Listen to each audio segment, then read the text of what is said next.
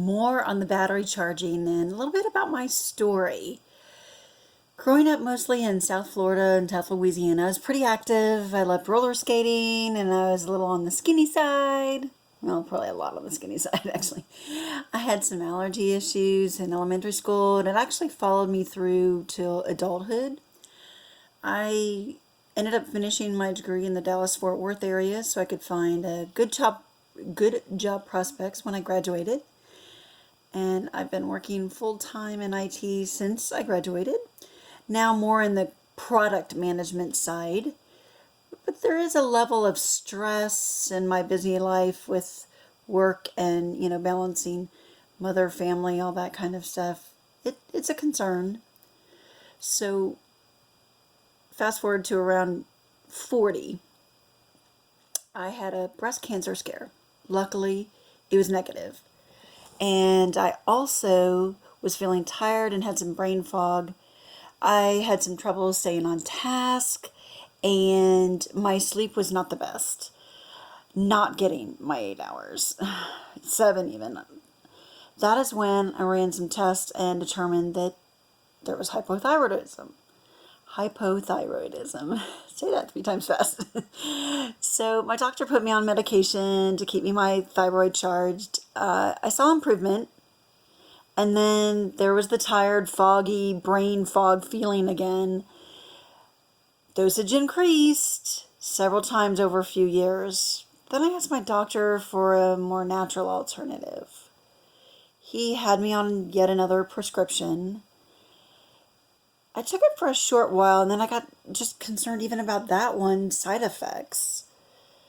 Have you seen those lawyer commercials where they're asking you if you or a loved one are taking this medication or that medication? If so, call this law office. Very scary. So I just was looking for alternatives.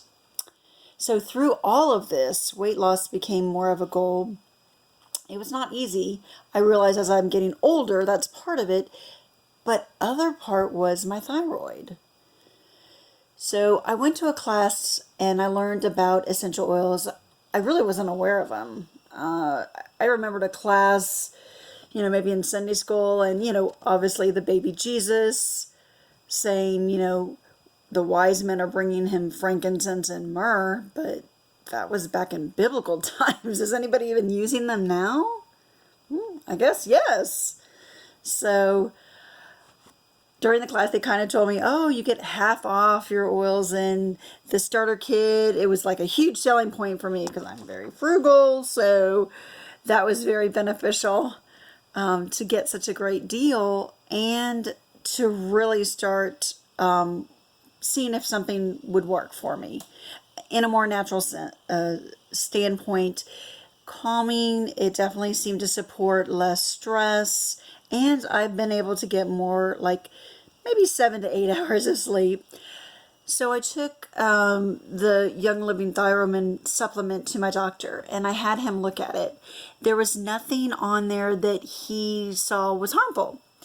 His only caution was that there's no really regulation on the supplements, and he just, didn't know where they were manufactured. Well, I did more research, and I actually went to one of the farms to see how this all worked, and was very impressed, and so have not hesitated since to use this as my, alternative naturally to support my thyroid. And it has, I actually didn't tell my doctor that, I showed him the Thyroid, but I didn't tell him I was going to actually get on it.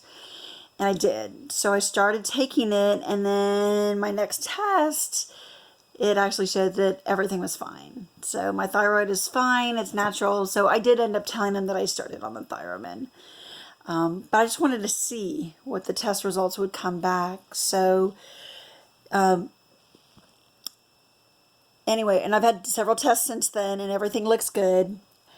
I've also been trying to add, some exercise, just, general health benefits as far as just exercise, making the right food choices, trying to reduce processed foods, reviewing food labels, avoiding refined sugar, trying to do that high fructose corn syrup, dyes, and I've lost over 10 pounds in just a very short time just trying to do those things.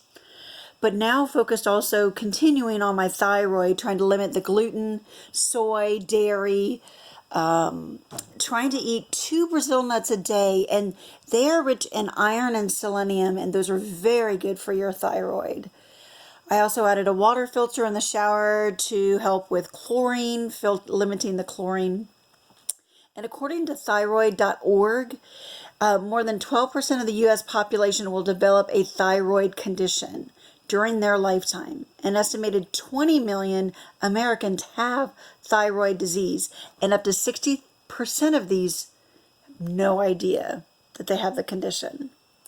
So all I'm trying to do is build awareness and just really get the word out there that there's other options. Because like I said, my doctor said I was going to be on this prescription the rest of my life. And that's what I've heard from other people too. So I was very glad to find a healthy alternative.